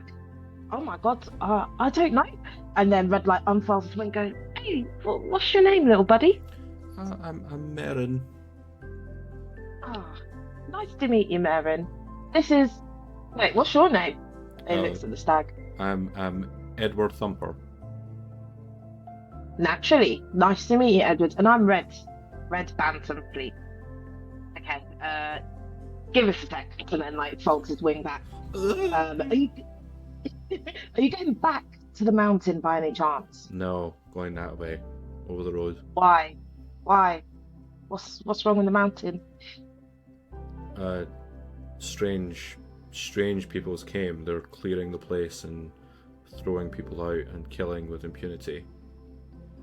Right, that My does wife and I sound had to bad. And are you all going in the same direction? Is there like a exit plan? From myself and my wife, we were just making a run for it with our daughter, who sadly hasn't. Yeah, and we got separated. Large beast chasing us through the trees. she ran off in one direction, we got separated, and I haven't seen her since. Sometime yesterday. Where have you come from? Oh, just Achray. Just like right. Oh, it's actually quite nearby, actually. Don't think anything too bad is happening. There've been a couple disappearances, but they're all chickens like me, Gallus. So maybe you guys will be fine. I don't suppose there's room for one more in your party. At that point, we can zoom out from you saying, I suppose nothing bad's happening in Achray. And just back there, Oh no. The landlord is chapping on Rory's door and like peering in the window. And we just Hasn't Smith threatened to beat him up yet? we just watch as like he's peering in, and along comes a crossbow who just like taps him on the shoulder, and as he turns around we just see like a fist punch into his face. And then we come back to Red saying nothing bad's happening in Achray. I thought you said a crossbow. Then it escalated. You lost. Class war. No, the blacksmith. It's had his made brother them. Glenn, isn't it, Sam? Yeah, it's his brother Glenn. Yeah, that's exactly it. Yeah. What did you ask if there's one room for? Room for one more in this party. Do you want to come with me and help me find my wife? No, not me. I'm on I've got stuff to do, and I can't exactly take care of a little guy. I've been kind of up and down and like shooting, and it's not a mix. It's not a safe place for a little boy. But maybe you could provide him a bit of safety. That's a big ask. He said he's lost his mum. Yeah. Have you told him? No. I figured if I could soften the blow by, showing him he's not completely alone, that might be quite nice. Right. I don't know that my wife and I are up for adoption so soon. Yeah, that's really fair. It doesn't have to be permanent, just to get somewhere safer. He can't see. His vision's not good, and he's not got his glasses. Oh! Reaches inside a pocket and pulls out a red pair of glasses. Where did you find him? Oh, further up the hill, they had been stamped into the mud. I think one of the lenses is cracked, but hopefully that'll be okay. One lens will do, and kind of unfurls his arm. Okay, Merrin, this nice man has found your glasses. I think. Try those on. We'll look very shy and not look at the man. Do the glasses fit? Oh, he's not taking them. He's like doesn't want to. I take them, and then I give them to him. Okay. You watch where like these tiny little beady eyes. You put the glasses on, and the eyes become much bigger. As they're magnified, he's got like huge, big blue eyes. And as you look into his face, he erupts into a smile, which is very much like Two Faces you saw this morning. Red just drops to his knees immediately. That looks great, buddy. That looks great. You found my glasses. I can see. Yeah, well, I didn't. Henry did. You want to say hello to Henry? Edwards, but yes. Edwards, yeah. You can call him whatever you like. Hi, Merrin. You look like a strong little chap. Merrin will look up at Red and be like, "Did you find my mum?" Look, Rowan, it seems like something bad has happened back at the mountain, and your mum might turn up, but she might not. So the most important thing right now is keeping you safe. I'm so sorry. What What do you mean? She might turn up? Has she just left me? No. She wouldn't do it by choice. But there are people going missing. And we don't know if they're going to come back. It seems like your mum might have gone missing. I want my mum back. I know. Well, We can always have hope, but for now, you need to find some other people and all take care of each other. Does that make sense? no. Yeah, But that's fair enough. where am I going? So, Edward will pipe in with his pipe. We were heading in the direction of Achray. I guess like getting over that road is probably the biggest obstacle ahead. How did you get to this side? I flew over. It's like, well, it was kind of, I was gliding, and then it's a long story. You're gonna need a different method.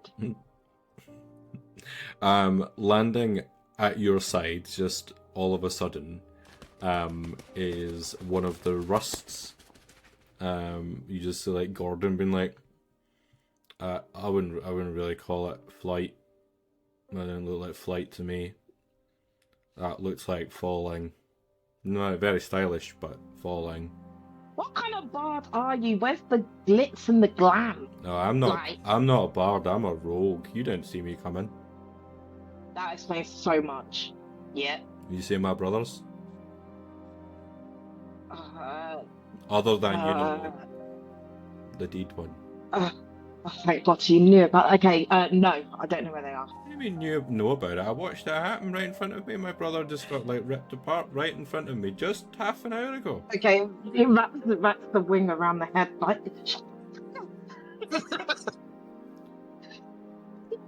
Death's a part of life. Little one needs to get used to it. yeah. Well, maybe not right now. You'd be a shit bard. That's why I'm not a bard. Yeah, fair enough. Okay. So how do people usually cross these things?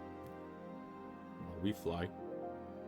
The Yeah. irony of a chicken asking that. Oh, so perfect. So like Oh, this God. this little guy here and the big guy wants to go over there. Yeah, that's it. Right. Well, I was flying over and I saw that your pals and Rory, like that little Rory, a great little guy, was talking to a squirrel, and Yeah. there's like a flying It's great. machine. Okay. Oh, well, that sounds perfect. I know, but if only they had these, but instead they just have to like make do with contraptions, I guess. But they're looking to try and put it back together. Maybe you can do like a ferry system. Yeah, that makes sense. If we have the fox on one side and I'm on the other side, and maybe there's a bag of grain somewhere, then I'm Edward sure we be can like, work this out. Oh, yeah. There it is. There must be a way to get them all on one side. And what We've or- already lost the riddle if the grain and the chicken are on one side together. Shit. Well, we don't want the grain to eat the fox. Yeah, that's a good point. If the fox is on the other side, we're three small, feathery, slightly furry creatures. Don't think about it Fucking too try hard. it. That spell, so you might win. So, he explains to you that they're in the process of fixing the things, and then we'll say they also have another friend with them, like kind of looks like you, points at Edward, but like a little shorter. Right, seems to. Little red pen. Oh no! Sorry, like Ed, Oh. like the deer. The deer. We don't have one of those. Oh, yeah, no, but I know that, but there's one over there. And Edward would be like, Okay. I can see where you're going with this. I assume my wife is across there. Thank you. God, yeah, I forgot about that. Thank you very much, Mr. Bantamfleet. Enjoy your quests. There is only one wife that exists to Red. I'm not so sure about that. I think Red was planning to sell Penelope into an arranged marriage to a deer. No, I just thought, what's a smaller red animal? Sounds like you're the only one that I can think of in our party. This conversation's ongoing, and we'll kind of like the camera shifts back to the other side as Hickory, you find the perfect seed. Ah! Yes. This one is yes. All right, let's head back. Are you sure you don't want to bring it back up so this doesn't happen again? It'll be fine. What could possibly go wrong? Right, okay. I'm just gonna, as we walk off, scoop up a handful of sycamore seeds. Did you say the same, Alex? Yeah. Well, because everyone seems to be picking these things up, I guess they must be kind of valuable. They're not very shiny, but they are quite interesting. So I guess I'll pick one up as well. Oh, should I pick one up? Are these going to keep us safe? Honestly, can't hurt. She will bend down with her bad leg. And look. Okay, yeah, that does hurt, doesn't it? Yeah, maybe don't. It does hurt. Yeah, just leave it. We've got enough. I'm sure Penn picked up a whole pocket full. Oh, I'm okay. gonna hand the Daisy one of mine. Thank you very much, dear. You're very welcome. And you can all head back towards where the flying machine is. I will. I'll kind of gesture Penn over to help with this deer. Because while Poe is bigger than Rory, Penn is definitely bigger than either of us, and this deer is bigger than any of us.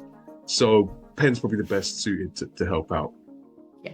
And I'll go over to Hickory. Looking forward to seeing what that does. Yeah. I mean, it's going to replace the one that's broken. Yeah, the thing. But what does it do? Oh, I see. I get you. Yeah. No, this is what's going to get us out of there. It's the bit that spins that helps us lift into the. Have you ever flown in a flying machine before? You have wings, mate. What are you talking about? It's not technically flying.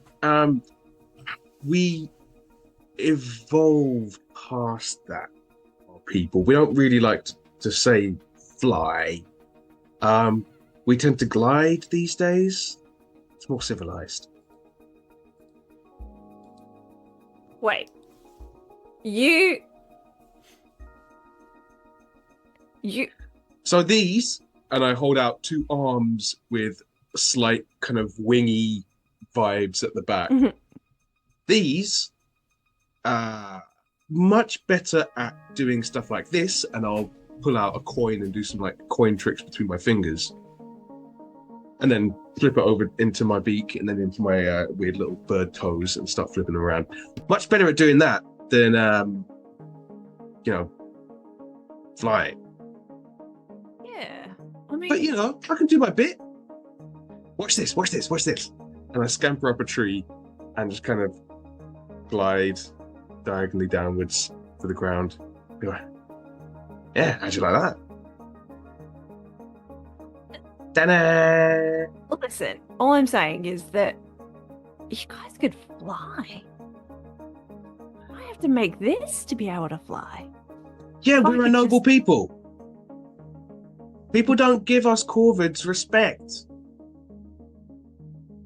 I come from a long line of flyers and pilferers and eye gougers and friend makers and communicators. Thinkers, scholars. All right. I'm sorry. I didn't mean to Warriors. cause any offense. I'm sorry. I Sorry. feel like I've touched on a nerve a little bit there, mate. You right? It's been a long been a long day. There's more interaction than I normally get in a week, to be honest. Yeah, I'm getting that. I'm not traditionally gregarious person. So honestly, how I've made it through today it's starting to amaze me. Right. You're having this conversation and you get towards the flying machine, and you're talking about coming from a long line of pilferers and liars, and as you're looking at the machine having this conversation, you notice a small drawing in the machine on like a little dashboard. And you see that this is a drawing of a crow. Similar to you, actually. It looks kind of like you. Where'd you see that crow? Hey, stay behind the designated safety zone there, mate. Thank you. Oh my goodness, stop talking about the safety zones. It is literally my... What crow are you talking about? That one there. On the drawing. Where's that drawing from? Who's it of? Yeah, who's that crow? Where'd you see it? That's the guy that invented this thing. What are you talking about? Where? Who? Name? Location. We didn't actually think of a name, Sam. Did you have one in mind, or can I just make one up? You can make one up. All right. That's Phil. What are you talking about?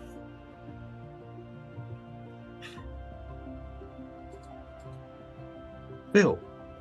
Bill. Doesn't sound like much of a... He was the most famous inventor of his generation. Like, he made this thing. This is a masterpiece of engineering. How do you not know who Phil is? You're crazy. So is he alive? Is he still around? I don't think so, no. Where's he from? Is he from where you're from? Is he from the other side of the road? Yeah, he was the guy that founded the Tinkering Society. Like, I'm sorry, you really don't know who he is, do you? Sam. Do I feel anything? You've said that this crow kind of looks a bit like me. Yeah. Do I have any emotional or sensory memory attached to? You're looking this crow? Directly at this drawing. You're hearing these things being said. Can you make me a history check, but make it with advantage because of these different things coming into play? Ooh, that's going to be a 21. You instinctively start to stamp your feet.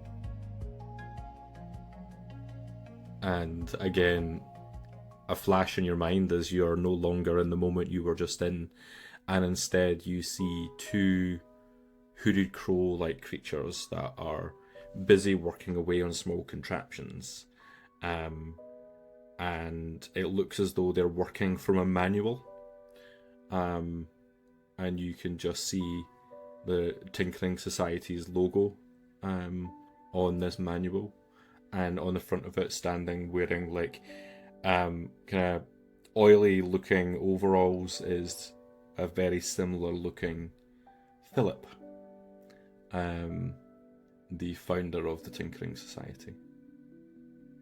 I know Phil. Oh yeah? I know Phil. I've seen Phil. Wait, I thought you just said you didn't know. I'm really confused. Not for a long time, but I know Phil. I need... Ooh. I need to... Ooh. Hickory's gonna like reach into the cockpit of the Acorn and like pick off the piece of paper the drawing comes off the dashboard, and she looks at Poe and says, I think you might need to take this with you, mate. like without thanking, thanking internally, but without thinking to vocalize that thanks. Phil. Hickory kind of just, you can see she like decides to leave him to have the moment, and then she turns around and scampers up the side of the acorn, and starts kind of tinkering around with the sycamore branch, sycamore seed, the existing one, and you can see that it's automatically like heaps bigger than the ones that you've all got in your pockets. And yeah, she starts kind of ripping off pieces and like throwing things away, and is just making a whole bunch of noise and mess. By the time you've and I don't know if this is now or later, by the time you've finished your work on your flying machine, you look at the dashboard and there is another piece of paper pinned there, and it is a not particularly artfully drawn, but not like badly. It's a kind of picture of something that vaguely resembles a squirrel, with kind of a thing on their back and a kind of a thing, a whirling thing at the top, and at the bottom a big like smudge of dark with like a bunch of like Pac-Man ghosts drawn on it, and I think the squirrel is maybe shitting on the ghosts and smiling. Can't believe I got stuck on this side of the road with two people having a mental breakdown. On the other side of the How you road, doing, Rory? Red's having a bit of a moment on the other side of the road. So, yeah. I don't know that. yeah. You're speaking to Rory. Yeah, how you doing, Rory? I think I'll be okay, I think. Yeah. You will be. Just a lot. I know. You notice, Rory, inside this contraption, a familiar looking comic book, like tucked into a pile of papers and a clipboard, but like the unmistakable purple cape, striped fur, holding a fantastic looking little rapier, a comic for the purple polecat. Read the purple polecat. Yeah, doesn't everyone? They should do. It's amazing. It is, right? Where are you up to?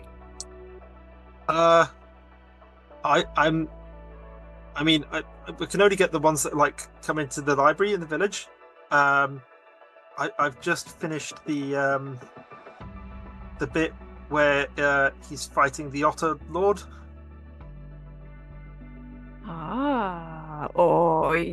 Yeah, you need to catch up. Honestly, it gets so good. Oh my gosh.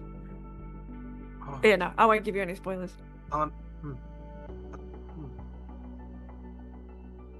Unless you want spoilers. I mean, I do, but I don't. No. Are you sure? Are you sure? Yeah, because Are you sure? Yeah. Okay. And in this moment of having like a connection about this character who is incredibly brave, makes hard decisions under difficult circumstances, Rory, you begin to remember the reasons for why adventurers like you go out on quests. They fight the bad guys. And whether that is in the easy situations where it makes sense why you're fighting, or in the situations where self-preservation is more important. Each of those is important to the polecat, to his friends, and to the people reading it as well. And that's That's why you got into that in the first place. But you've had your own interaction with a similar situation in the past 30 minutes. How do you reckon it makes you feel? I think that sort of realization that it's like you're protecting people does sort of take the edge off. I think there's still the sort of underlying layer of just like, oh my god, I killed a thing. But there is a slight, I did it because I was protecting, if not us now, then other people down the line. And there are people probably who will be safe, or at least safer, now for the fact I did something that I found hard. You're looking down at the blade and thinking about, like, this was gifted, and it's been important today. It told you of the danger, and it ended the danger. You did a good thing today, Rory. And in that moment of thinking about it, Hickory is working away on bringing this flying machine back into working order. Can I be helping? Because I have proficiency in Tinker's tools, and I've just had a vision of my, my connection fillet working away. So I reckon I'm probably helping. Like the scribbled cartoon comes right at the end, but in the meantime, I've been helping.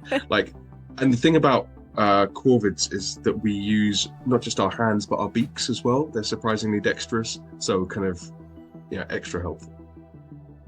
That would actually be really helpful to kind of get into the like little bits and pieces that are stuck in the top. There's like a montage of you like wiping a brow, being like like sliding out from underneath the flying machine on a little trolley. Someone hands the other one a cup of tea or something. All the while Hickory is like, lecturing on safety and safe practice and co-working and making sure we're never alone, And Poe is like hanging upside down by one claw. Just writing that down in my book. And after this montage comes to an end, we have a working order flying machine once again, ready for a voyage. So the flying machine has been infused.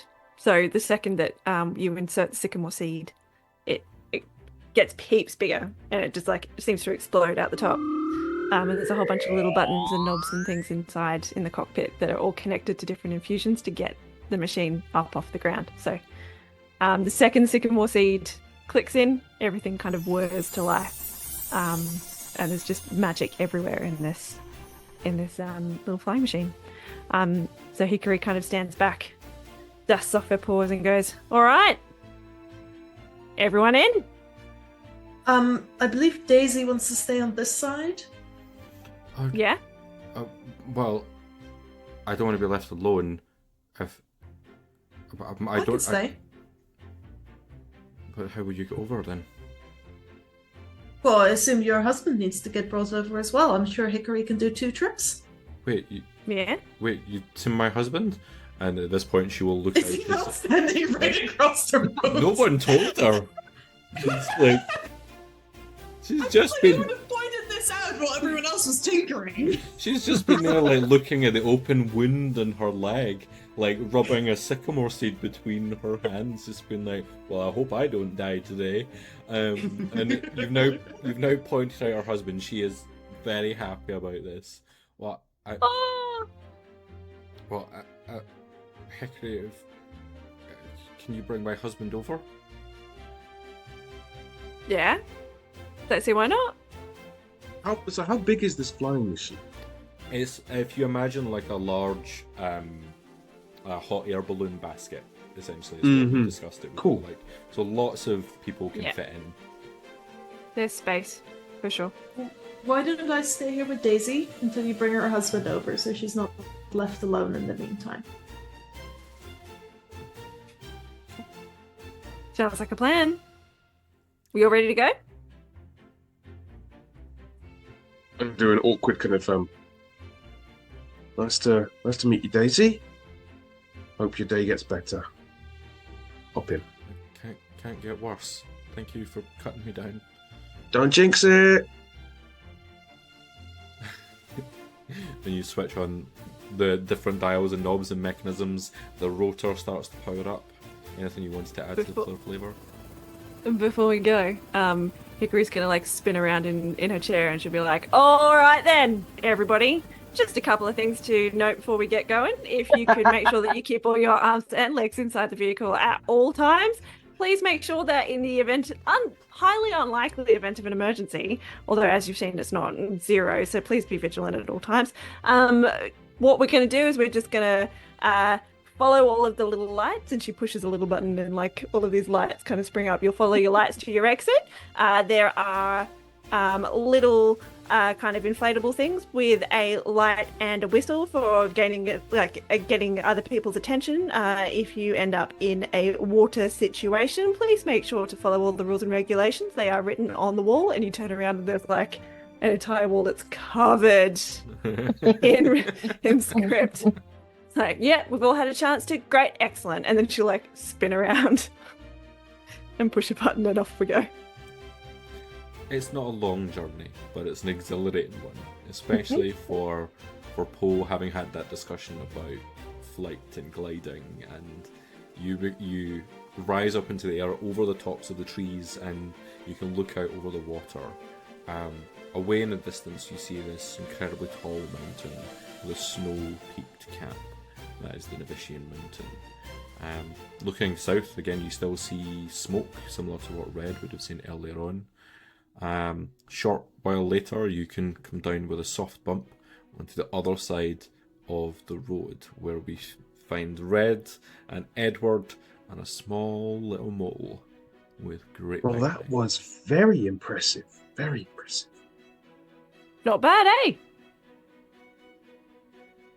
Not bad at all. And she like pats the console. I pull out a piece of paper. Philip. This kind of wander off muttering, Philip. All right then, everyone. Trip number 2. Right. You ready to go? Yeah. All aboard.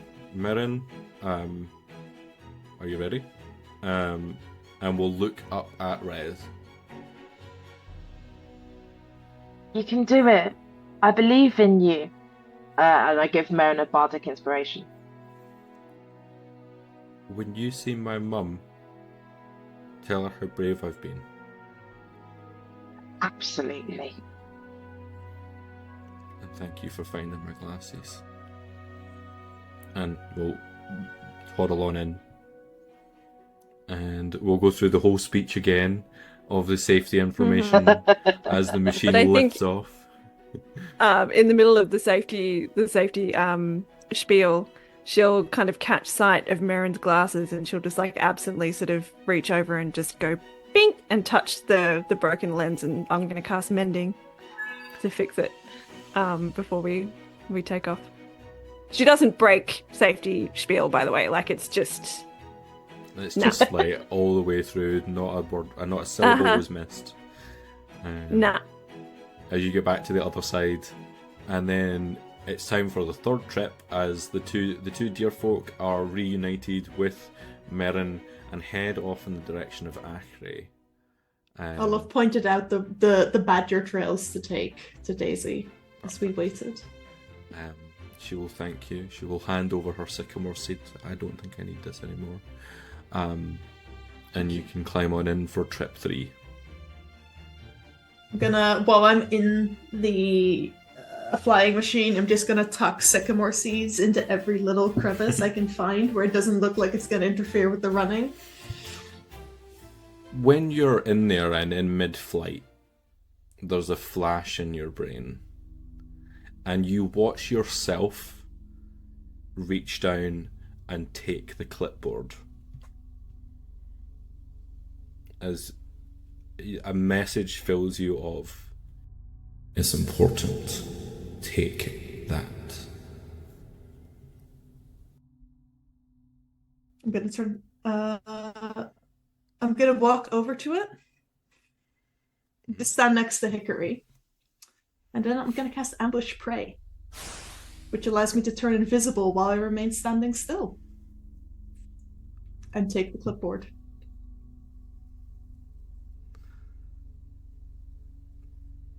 Okay. Hide it. Turn visible again. Hickory, you won't have noticed any of that with that ability, I'm afraid. I was going to ask, yeah. Without that ability, then I would have rolled off, but that was just full Yeah. landing Nice. at the other side. Oh man, she's going to be devastated. Well, Hickory, maybe you're not so bad. Could loosen up a little. Just I mean, but yeah, you're probably right. and I could be a bit stricter with myself sometimes. Yeah, Well, we it's can both very big learn. of you to say that. So thank you. And cool machine. Yeah, thanks. I like it. Thanks for helping us get across. It was much easier than last time I did. Yeah, I don't really want to think about how that happened. I don't think that really might keep me up at night. remember it very well. It's all a bit That's of a blur. probably not a bad thing. It might be the trauma. Yeah. Mhm. You lot take care of yourselves, all right? You too. Yeah. Stay safe. And she You too. looks at you significantly. You And too. with that, our group splits as Penelope, Poe, Rory, and Red start to trudge further north on their journey towards the Nivishine Mountain. Penelope with a clipboard hidden inside her pack. Poe, I imagine, repeating Philip, Philip, Philip, Philip, Philip. Red thinking about the small little kid they've helped, or anything else that would be going through your head. I think Red would just be like, what took you guys so long? Had to repair a flying machine. Helping the needy, Red. What were you doing? Don't worry about it. And There is Rory? one thing. Oh yeah, Poe. There was one thing that actually does involve Rory. As we start trudging off, I assume that once again it's probably Poe and Rory nearish the back. For different reasons this time, because Rory may be a bit depressed. But Poe's gonna fit it, and then look over at Rory and kind of sidle over and say, look, mate, I know you lost a friend today. We'll, people come, people go, stuff like that. But fine,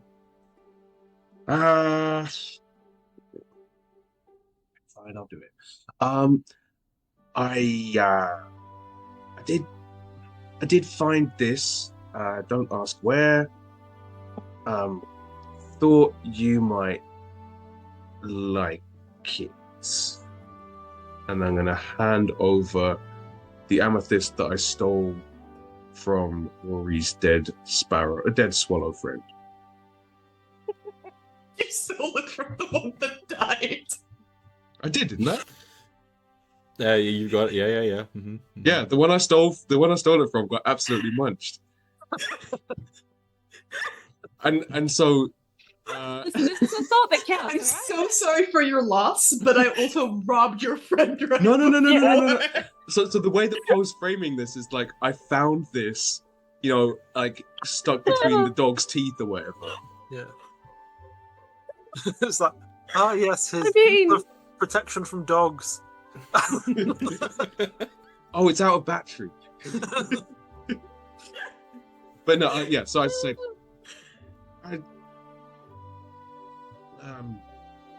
probably means more to you than does to me. There you go. I'm gonna hop off. Oh. Hmm?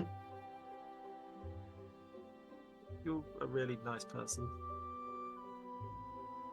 Thank you.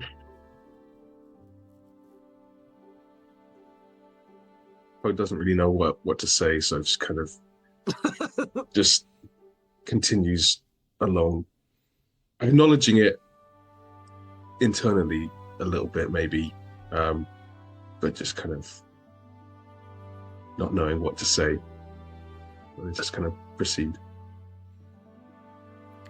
And as we come to the end of our session this evening, there's two more things that happen.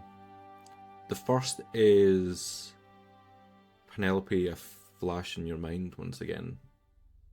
Sawdust, metal, smoke, a broken standing stone, and a dead Luma with a crown of thorns placed on its head.